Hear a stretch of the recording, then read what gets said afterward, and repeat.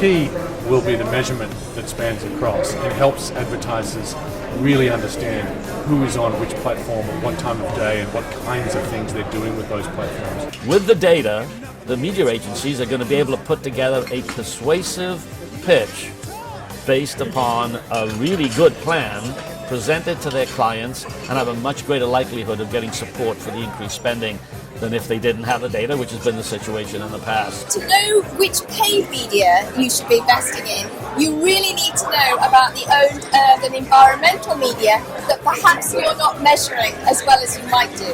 So there's really no right mix for the amount of dollars between digital and TV and radio or whatever. It's really about investing around the consumer, and so thinking about where the consumer is and investing appropriately, given that they are on a bunch of different platforms, and just making sure that you're managing frequency across all those platforms, and then tying the creative together across all the platforms as well. If you're using one platform, make it a two-platform campaign, blending traditional and digital media.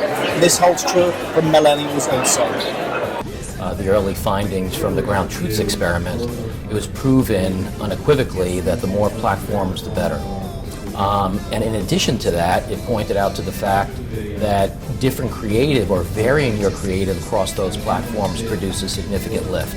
What we see is that the answer does significantly vary depending on the nature of the product or service that you're selling, the consumer buying cycle, and even within an industry like online brokerage, there's a different mix that works really well for various competitors in that space. I think there will always be a place for media in TV and in digital and in mobile. However, we need to start looking at where the device profiles the consumer as less of the TV first or the household first, but more of the mobile first. The industry has to come together both in terms of ad blocking research and in better ads to make all this happen.